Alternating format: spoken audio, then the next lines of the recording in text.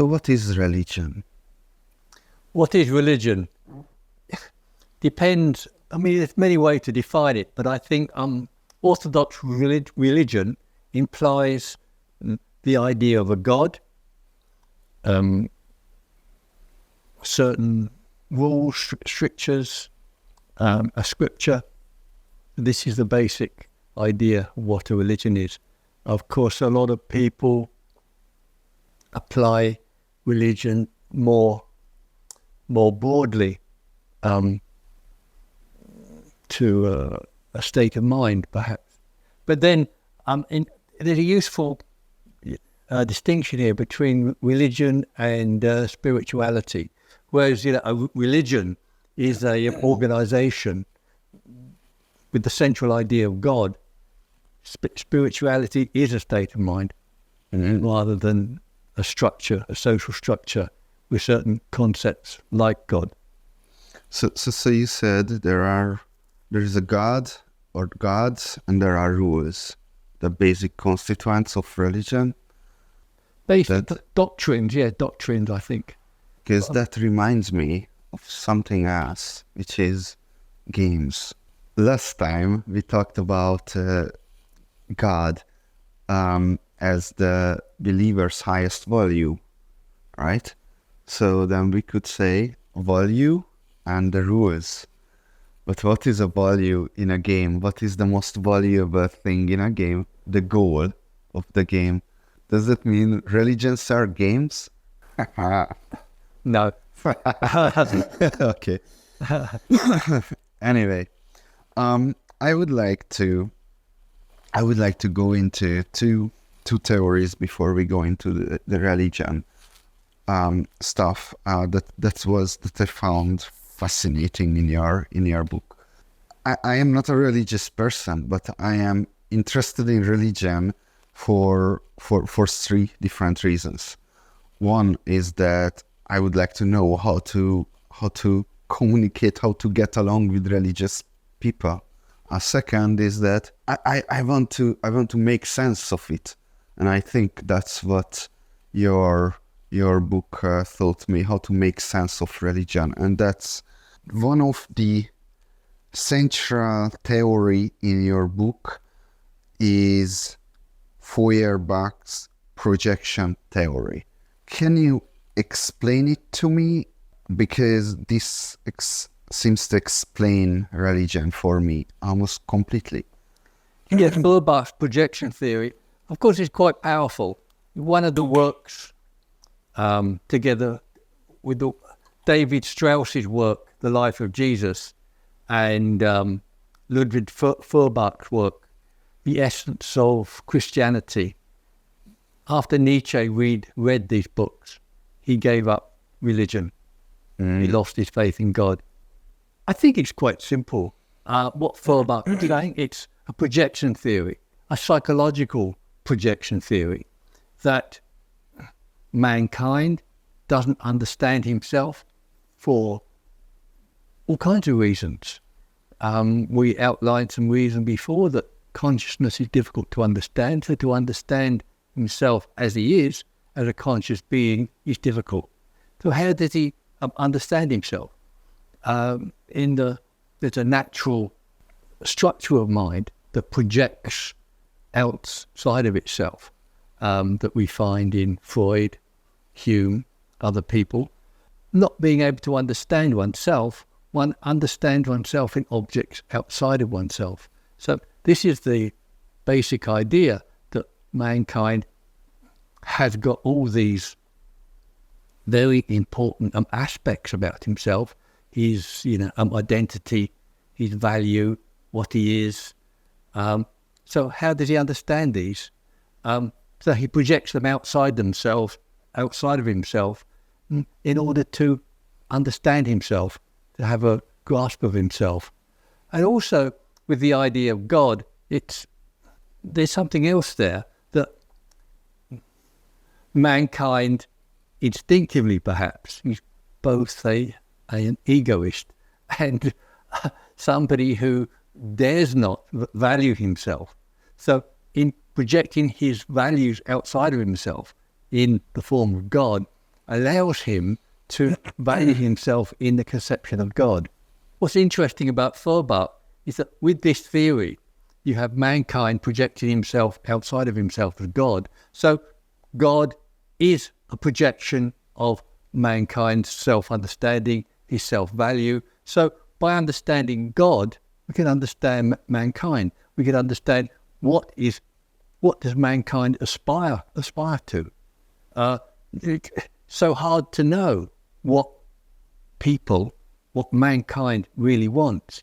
But here we have thousands of years of people working out what do they really want, but not able to say it explicitly, but saying it in the form of a mythology, projecting these desires outside of themselves.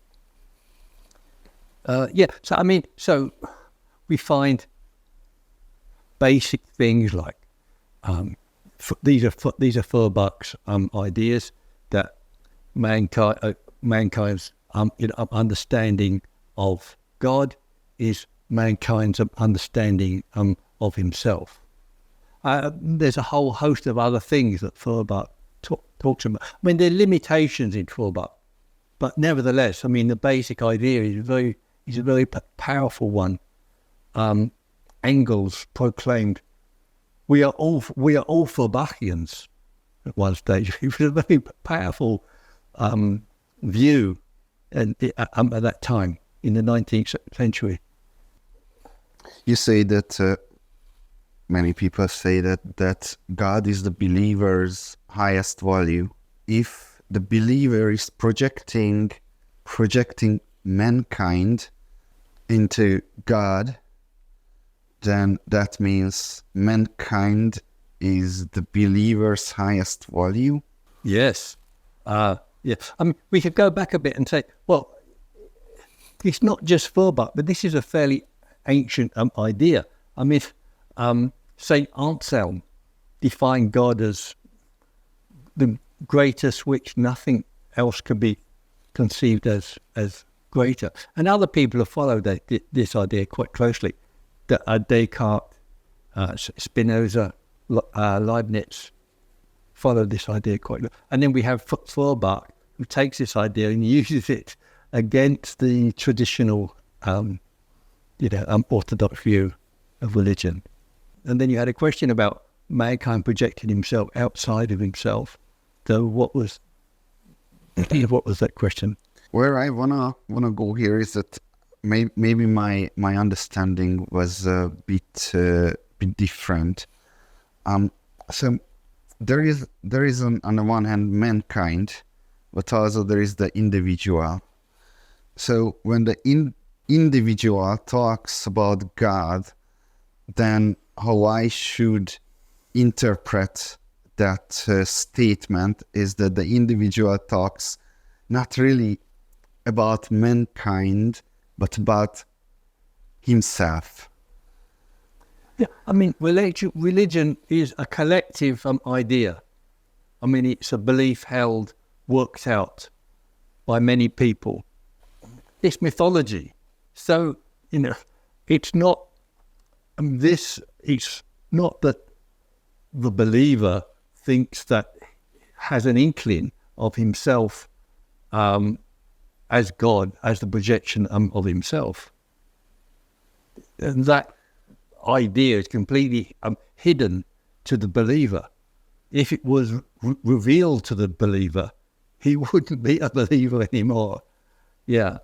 But I think what's interesting here is that also you've got some other forms of religion here, like animism and polytheism, and monotheism, and Christianity.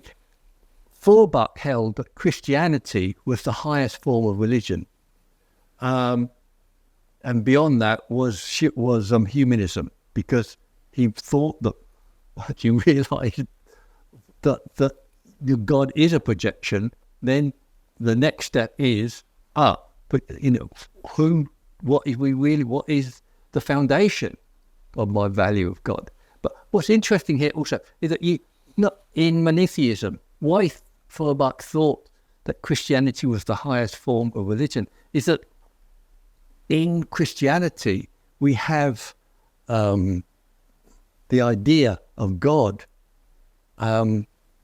becoming man in the incarnation, which is then becomes extremely close to revealing this idea that mankind, that God is a projection of mankind, because he is really God. God is really man, but still in a mythological form. It's very, very close to becoming, explicit. And when I was a student, a bishop at Oxford had this little joke that he liked, and he said, once somebody asked him, "Do you believe in the divinity of Christ?" And the bishop said, "I wouldn't deny the divinity of any man." And so we're all that. We all have that divineness that we find in God. So it's often said, of course, mythologically, that Christ is the one. He's the first one. Yeah, but that statement has greater meaning than people think. Yeah, he is the first one of us all. Various aspects of theology then become very interesting. So what's going on here? Christ has to die. I mean, why is this? Why does God have to die? Why does God have to share in the travails of mankind? This is a question that theologians have asked for generations. But why? And I don't think the theologians haven't been able to give a real answer, a satisfactory answer why he had to die. Some answers are very simplistic. Well, of course he had to die because he was a man like everybody else. And then of course you have the theological idea that that a sin man has sinned, therefore there is some debt that has to be repaid, and the only way they can repay that debt is in one man who is God, who repays the debt. And there's all kinds of problems. But why did he have to? I mean, who was the debt paid to? Was it paid to the devil? Does the devil have rights? I mean, all this kind of thing that people are talking about. But there's something there. Why? There's something very attractive about the idea of your God dying. Something very attractive about.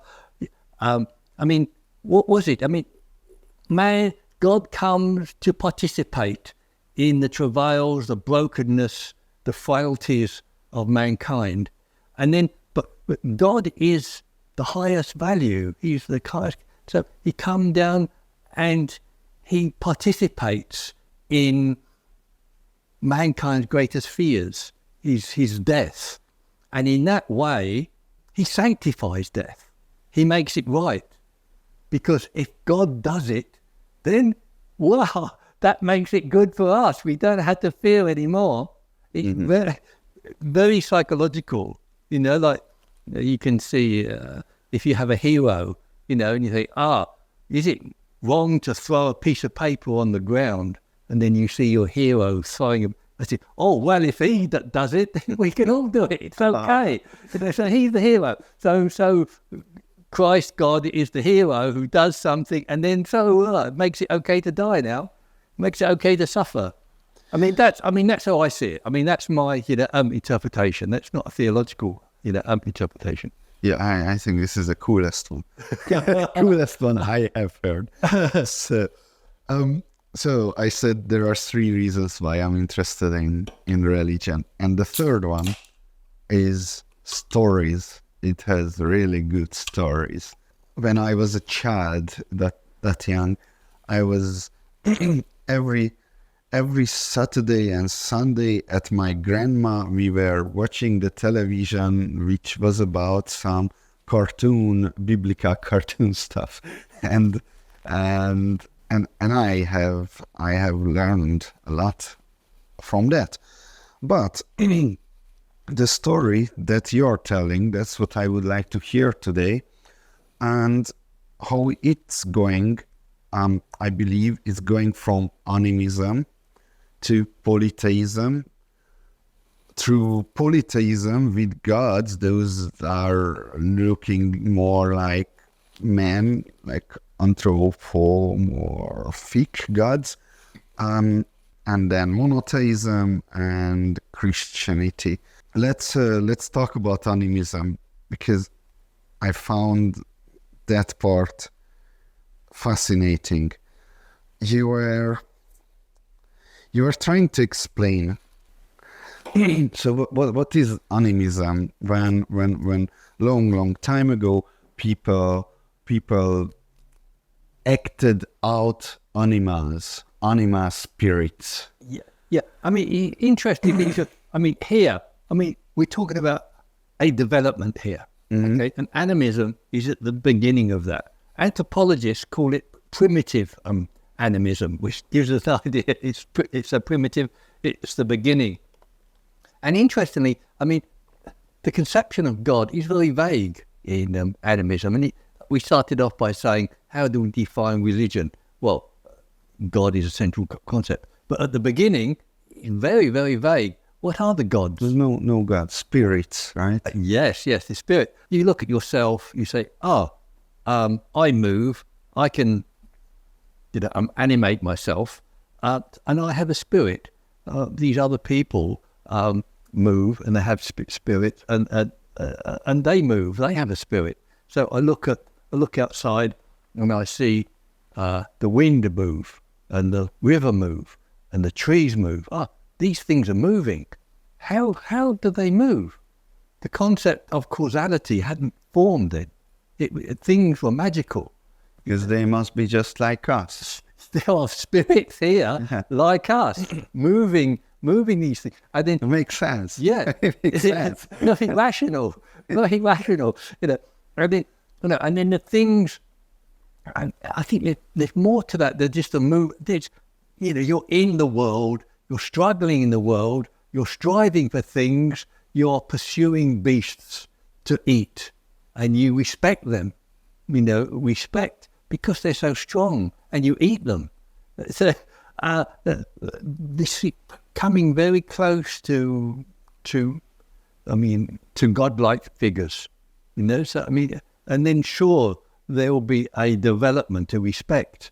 We find in primitive cultures there's a great respect for nature, godlike, respect. Yeah. So this is how it's thought that this is what animism is like. The beginning, where so many gods so many spirits, not really gods yet, in the world, but godlike because they're respected. I think and feared. It's something very similar to Shintoism in Japan today. There are many different spirits there as well. So how do we get from animism to the earlier forms of polytheism? So polytheism, we're moving from the idea of spirits in the world to the personification of the spirits, the personification. These values take on the form of these values: the god of war, the god of love. In Confucianism, the god of public examinations. Whatever. Yes. Yeah. And then there's a development of these gods, ancient, from ancient Hindu gods like Kali to the Greek gods, Apollo and so forth. Yeah. So, but there is that step from many spirits, anima spirits, and all kinds of spirits in the world to they becoming like gods. These early gods are putting on a more and more human-like features or forms. I think you had the example of Greek and Roman gods. Is that correct? Yes, right? yes, certainly. Yeah. Could you tell me some Greek and Roman? gods. The Greek gods were already human-like gods. Right? Yes. Yes. Yes. Yes. And also, what's interesting is that the Greek gods, and particularly the Roman gods, became very human, and then actual humans were called gods. So people like Cicero was called a god. To give people status and prestige, they would be, ascribed with the status of a god, which is interesting because once you're thinking about calling people gods, calling Nero a god, then it somewhat changes our perception of Christianity, because then he, in our culture, we think of God as transcendent, but in that era, gods, except in the Jewish conception, were not transcendent. Lots of people were called gods. What's interesting, and that there was actually personal significance for me in this the process of how gods are competing, and some of the gods come out of top on top of other gods. There are many stories about gods are fighting and then only one god remains, the Indian gods. All I know about gods is what I watch from Japanese anime series. So maybe my knowledge is not the best, but I know there are a lot of fighting, and then gods come out on top. So I'd like to read a quote from you. People can kill their gods and then portray the loss as a sacrifice, which must be counted for a higher god. So let's replace the word God with value. People can sacrifice their values in order to get a higher, to achieve a higher value. And there was something happened in my life, in the life of my company, that when we had to kill one of our gods to uphold a higher god. It's always very hard to explain for people who are not into Bitcoin, because the logic is completely different how Bitcoiners think on this topic. But what we started doing with our company is we started refusing to transact with Bitcoins.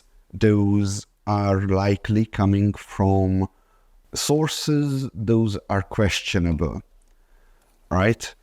You can think of, well, there are many sources of money those people question. Digitalized money.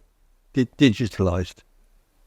Yeah, no. Okay, so I'm talking about things like child pornography, or North Korean, or sanctions, or these kind of things. Oh yes. So this is not okay. We do not want. We want to serve everyone. We want complete neutrality of money. We do not want to censor anyone. But in order for us to be able to operate in this world, we have to do things what other people let us to do. And I assume even you are probably on the opinion that we should not be transacting with these coins. But this is the Bitcoiners really get the value of censorship resistance. censorship resistance is one of the gods of Bitcoiners. And it is one of the god of me, right? But we had to make, and huge public, there is a huge drama on the internet, right? The largest drama that our company have ever partaken in, this censorship drama. But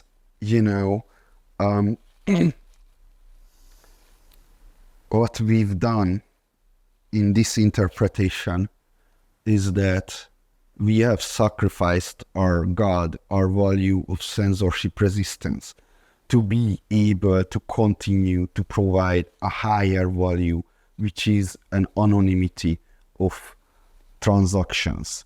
So you can't always have everything. You need to make sacrifices. Yeah, so the previous highest value was non-censorship, but you had to sacrifice this, and in order to do this, you had to submit to a still higher value.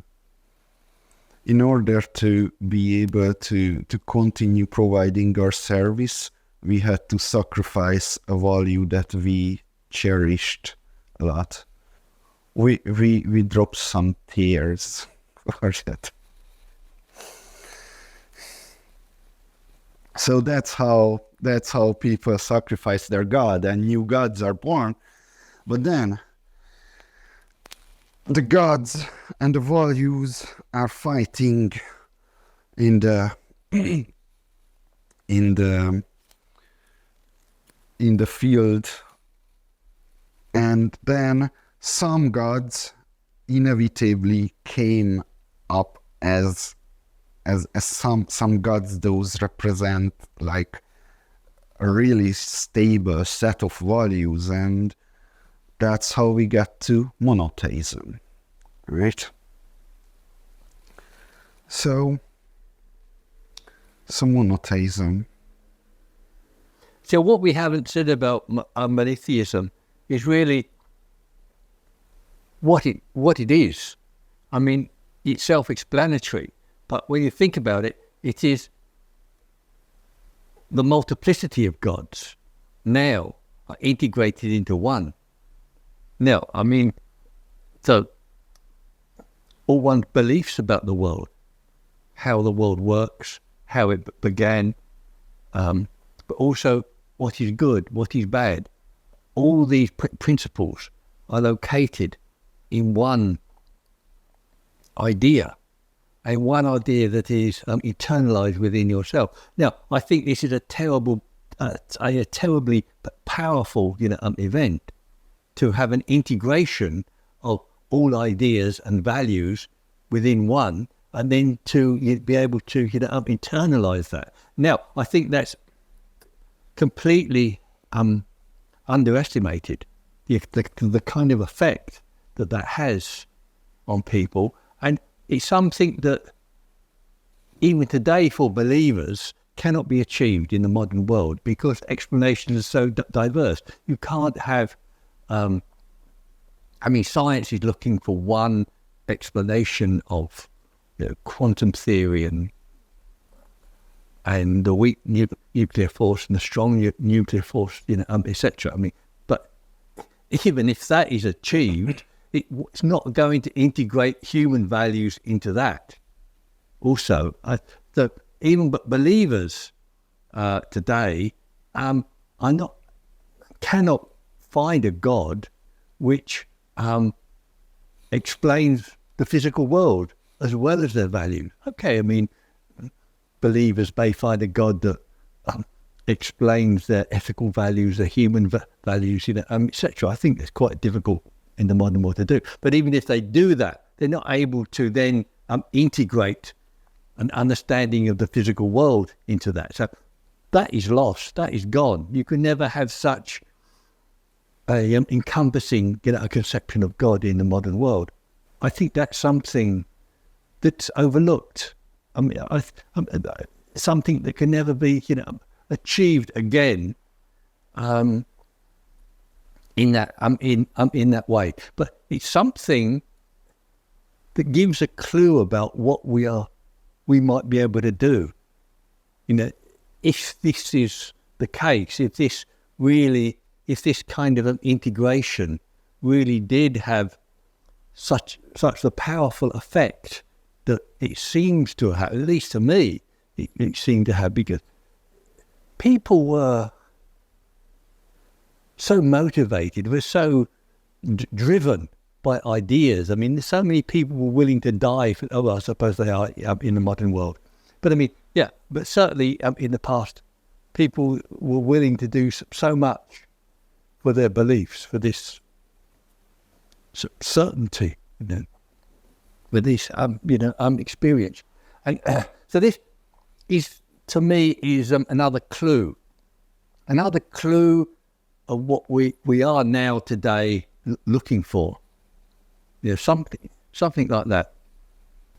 Let's zero into one specific story here, because my name is Adam. So tell me the story of Adam and Eve leaving the paradise from the point of view of value, right? From the point of view of value. Yeah. Yeah, I mean, I genuinely understand this story from the point of view of a consciousness, but I'll try to work. I try to think about value as I'm. Value is a part of consciousness. Yeah, exactly. But I mean, we have the story of Adam and Eve, which is a very nice representation of the evolution of mankind. That we have Adam and Eve who have the tree of knowledge, and they eat from the tree of knowledge, and then what happens? Then they know death. They, like, prior to this experience, like animals, we could say, they had no conception of the future. They lived their lives for the moment. But having this experience, what we might think of as self-consciousness, and they say, what happened in the future? I die. And their eyes are opened. So they see. So they realize that they are going, the first people who realize that they are going to die. Because they have a conception of the future. I mean, of course, it wasn't. I mean, you hardly think it's going to be an instantaneous realization. No, I mean, these kind of things, like in the modern world, even they're going to take thousands of years. But nevertheless, it's happening.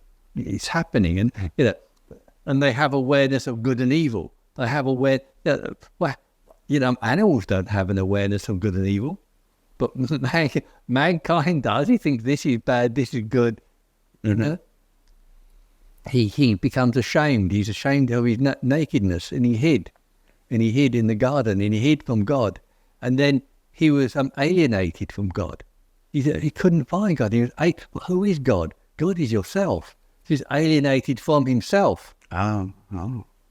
So all these consequences that are so nicely written in the story of Genesis reflect so well. I mean, I'm amazed how well they reflect the development of mankind into consciousness. I think it's a question of genius. I think that somebody had some confused, vague idea, and he thought it must be like this, and the confused idea was somehow transmitted down in such a way that it was consistent with the evolution of mankind. So what were these enlightenments? Those were in the story. One, you said it's the realization of death, right? Like you become smarter, more conscious when you realize that you are going to die. The other is shame. That was that's also completely changes how your consciousness works when you put on clothes. Okay, so death, shame, um, Awareness of good and evil. awareness, awareness of good and evil. Yeah, there was the the serpent, right? Awareness of good and evil. And he had a different relation to animals. Before he was one of them. Now he's apart from them. And you know, and then there's and then his eyes were opened. What? It's been a metaphor for consciousness for ages. For you know, when your eyes are open, then you can see not just physically, but perceptually.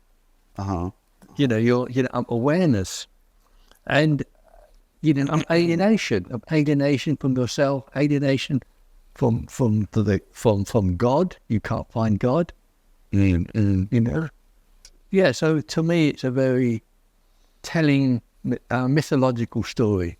I mean, if you read Hebrew, the word Adam, it's not just a name. It means mankind. So Adam. So when a Hebrew reader reads the Bible, he doesn't see Joe Bloggs did this. No, he reads mankind did this. It's a very different notion. And then Adam is it's connected with the root, with the idea Adamah. Adamah in Hebrew means the earth. So man, Adam, comes from the earth. Adamah. And what is man? Man is flesh and blood. Well, blood in Hebrew is dam. So dam, the man of flesh and blood, dam, Adam, came from the earth. Adamah. So all this, you just need to read the Hebrew, and it's there, explicitly, which is completely lost in the English version. Well, yeah, they had to choose those names somehow. Yes, how so it's very sad that people are reading this stuff, and you're reading it in the wrong language. I mean, I haven't read any Hebrew for 40 years, so my Hebrew now is very bad. But when I could read the Bible in Hebrew. Actually, it's quite a simple language. So let me give you a software development metaphor here. In software development, how I am writing code right now is like this, like fast, right? Like it's a second language for me, if not the first one. But not that long ago, like 50, maybe not 100, 50, 100 years ago, software developers had to write every single bit and then put in some tape machine. I don't know, I wasn't a software developer, but it took a very long time to compile, days, and it was very expensive to compile. So what happened at that time is that software developers were very, very careful that they are going to write the right code, right? Not like me, I write some stupid things. Who cares? Tomorrow I'm gonna delete it anyway. So they had to be very careful. They had to talk to other people, and it might have been very similar with the very early writings of writing things down, and very early writing is the Bible, right? They really have to thought for maybe they were thinking for years. Yeah, I think that's very true. I think that's very true, that writing with much more thought went into it. There's an unjustly convicted person in prison in the US called Ross Ulbricht. He created the first, the Silk Road, which was a free marketplace on the internet. Nevertheless, lately he got the hold of Twitter, and he's very, very rarely tweets, right? Like he doesn't get internet access too often. But what I noticed is that his tweets, he's also a bookworm, right? Like he created a book club on his darknet market. So he was really really an ideological libertarian kind of person. But anyway, the thing is that his tweets might be the highest quality tweets in the world, because he has a lot of time to think about his next tweet, you know. That's something similar to early programmers and writers of the Bible. And let's move on to Christianity. Christ, the second Adam, the highest level of Feuerbach's projection theory. So let's start with the second Adam part. I can't recall exactly, but you brought a number of parallels with the story of the fall, right? That was when Adam. Oh, the first Adam. This is the first. This is Saint Paul. This is a story that Saint Paul gives us. He calls Christ the second Adam. The first Adam was the Adam of Genesis. Oh, okay. The second Adam. So with the first Adam, something went wrong. The second Adam, the problem is put right. Yeah. Okay. Awesome. So this is Saint Paul's view. So what went wrong one by one? In the religious view, something went wrong, and there was a fall. That mankind was blamed, or he blames himself. So what went wrong in whose view? I think, it was just an evolutionary process, and religious people looked round and saw the world as we do in some ways, and said, "There's something terribly wrong here. What has gone wrong?" Now, I mean, can they blame God? I don't think so. I mean, they have to blame themselves. So man must have done something wrong here, So where did this all start? Oh, it started with Adam. So so Adam must have done something wrong. Original sin, which was transmitted to the rest of mankind. It's a very strange idea, really, that that one person can commit a sin and then everybody else has to pay the price. Very physicalist notion of ethics, of morals. Modern thinkers think, oh, you do something wrong, and that's your father is not to blame for that. Yeah, I mean, it remains within that realm of ethics. I mean, there's no karma in modern thought. It's not that you do something wrong and there's a debt that has to be paid in some way, or there's a cost that has to be paid in a future life or by other people. But I mean, so that is of course part of the problem, that Adam was thought of as committing a sin, the original sin that was transmitted to the rest of mankind, that Christ was supposed to rectify. And this is theology, right? I mean, theology. It's interesting to see what the theology is representing, how mankind is, how he was not able to see the problem in terms of what it was. It's put into moral terms, and then it was put into terms of that mankind was to blame. or one man was to blame. Mm-hmm. The problem was conceived in a particular way. So last time we talked about subjectivity, the progression of modern thinking towards subjectivity, but you also talk about, the Old Testament, the old God things were very dogmatic and objective in a sense, and Christianity is a progression towards subjectivity as well, from the unity of thoughts of the Old Testament to Christianity. So in what sense does it bring subjectivity?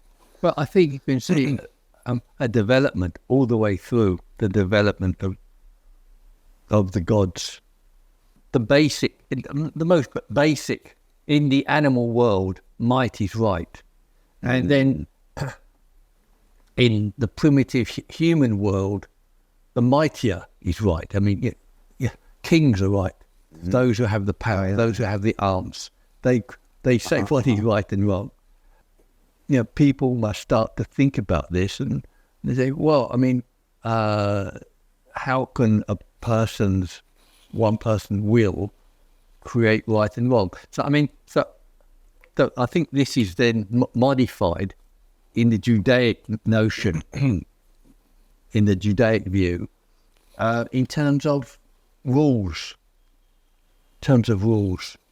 in terms of behaviour. I mean, again, I think we have a very physicalist notion of right and wrong. But in the Judaic world, right and wrong is determined not only by rules, but it's determined by behaviour. It's not determined if you do the wrong action. Not so important what you think, not so important what your intentions are. What you do counts. What you do. But in Christianity, we have a development here because people are thinking about, well, isn't there something more than just the action? It's about the intention. And so in Christianity, in the New Testament, we have the significance of intention. And, we have statements like, if you look at a woman with lust in your eyes, then you have committed adultery with her in your heart. So it wasn't in the Old Testament, this kind of thinking. What? In the Old Testament, this wasn't this kind of thinking. No. This is an emphasis in the New Testament. I mean, so we have a lot of this intent and this idea of internality. That the interior, like Jesus says, you must wash the inside of the cup, not the outside of the cup. It's metaphorical still, but still you can see an emphasis, a change of emphasis from behaviour to intention, and an emphasis from externality to subjectivity, which is a development. It's a human development of understanding. In your book, there was a very interesting story about Martin Luther and the devil. Can you tell me? It's about anality, shit. And I'm trying to. Luther was kind of like hallucinating, I think, and so he had this combat with the devil, in which the devil was represented by anality, shit, escritia, and he wanted to displace this shit and throw it back to where it belonged, wherever that was. The Freudian notion of the anal perception of the world is one. When you're very so even in Freud we have the significance of excretia, but we have that same. It takes on the same kind of symbolism in Luther. It's a displacement. It's something that we want to get rid of. I mean, even for the child, it's something internal, but the body doesn't want it. That's why it excludes it from the body. So this is naturally, undesirable. So I think it's very symbolic to associate the naturally, undesirable products of the body with evil and with the devil. Yeah. In the Masonian point of view, it would be, right, God is value, but you allude to anti-value many of the times, like a negative value. Yeah. That's the devil. So for Luther, the devil was a very important part. And of course, the devil is a very important part of the religious outlook, because without the devil, you're not representing the dark side of humanity. Luther said, to test whether somebody is really a Christian, he said, is he all sweetness and light, or does he appreciate the significance of the devil? So in order to be a good Christian in Luther's view, you have to know not only God, you have to know the devil. And I think that this is another aspect of religion, a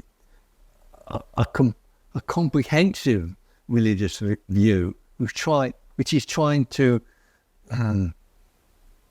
get to grips with the whole of mankind. He's not only needing to represent the highest aspirations, but also the lowest.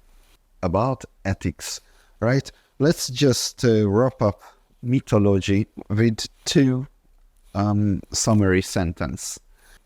Jesus is the incarnation of God as a man, which is the highest level of Feuerbach's projection theory. God is the believer's highest value.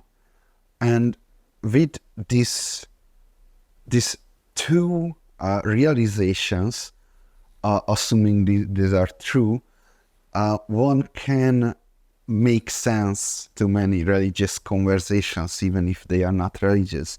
At least this helped me a lot when I'm overhearing stuff. So thank you for that. These are real clues about human aspirations, and it's all because my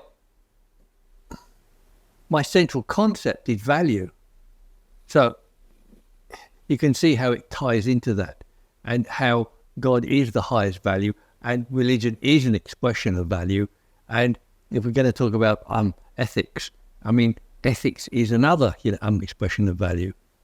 So we have these different expressions of value. Value is the key. Value is the common concept.